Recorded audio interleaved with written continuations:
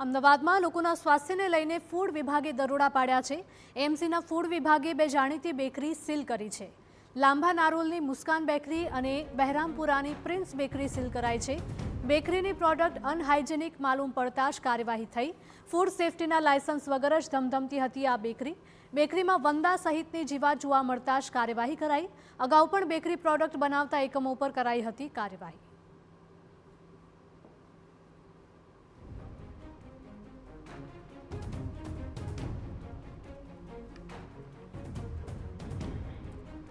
તો આ દ્રશ્યો અમદાવાદમાંથી સામે આવી રહ્યા છે કે જ્યાં લોકોના સ્વાસ્થ્યને લઈને ફૂડ વિભાગે દરોડા પાડ્યા હતા અને એએમસીના ફૂડ વિભાગે બે જાણીતી બેકરી સીલ કરી છે।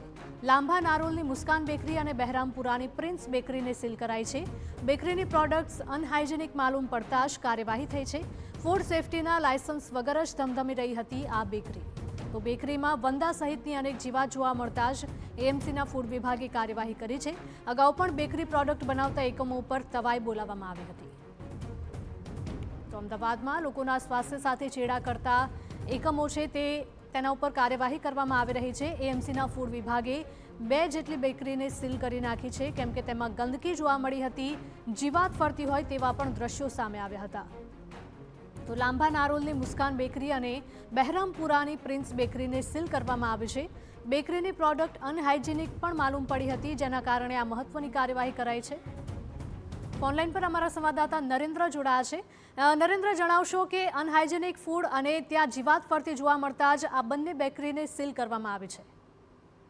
જી, છેલ્લા ઘણા સમયથી ફૂડ વિભાગ દ્વારા સતત જે અલગ અલગ ઝોન છે અને અલગ અલગ વિભાગમાં એમના દ્વારા કામગીરી કરવામાં આવી રહી છે અને એમાં આ જે બેકરી આઇટમ ધરાવતી જે કેટલીક શોપ છે ત્યાં દરોડાની કામગીરી કરવામાં આવી હતી અને દરોડાની જે કામગીરી કરાઈ છે એમાં બે જે શોપ છે એને સીલ કરવાની એક મહત્વપૂર્ણ કામગીરી મહાનગરપાલિકાના ફૂડ વિભાગ દ્વારા કરવામાં આવી છે। જેમાં લાંભા નારોલની મુસ્કાન બેકરી અને બહેરામપુરાની પ્રિન્સ બેકરીનો સમાવેશ થાય છે અને એમાં જે પ્રકારની આપને જોવા મળી રહી છે એ જે લોકો બેક આઇટમ ખાતા હોય છે એમના જરૂરથી ચિંતાનો વિષય કહી શકાય। કારણ કે આપણે જ્યારે કોઈ પણ વસ્તુ આરોગતા હોઈએ છીએ ત્યારે એ સંપૂર્ણ શુદ્ધ હોવાની ખાતરી સાથે આરોગતા હોઈએ છીએ, પરંતુ જ્યારે એ બિહાઇન્ડ ધી ડોર કેવી રીતના બને છે એનો આ એક વિડીયો આપની સામે આવ્યો છે અને એમાં સ્પષ્ટ જોવા મળી રહ્યું છે કે અનહાઇજેનિક સ્થિતિમાં આ તમામ જે રો મટીરિયલ છે એ જોવા મળી રહ્યું છે અને એ જ બાબતને ધ્યાનમાં રાખીને મહાનગરપાલિકાના ફૂડ વિભાગ દ્વારા આ એક મહત્વપૂર્ણ કામગીરી કરીને બંને જે બેકરી છે એને સીલ કરવાની કામગીરી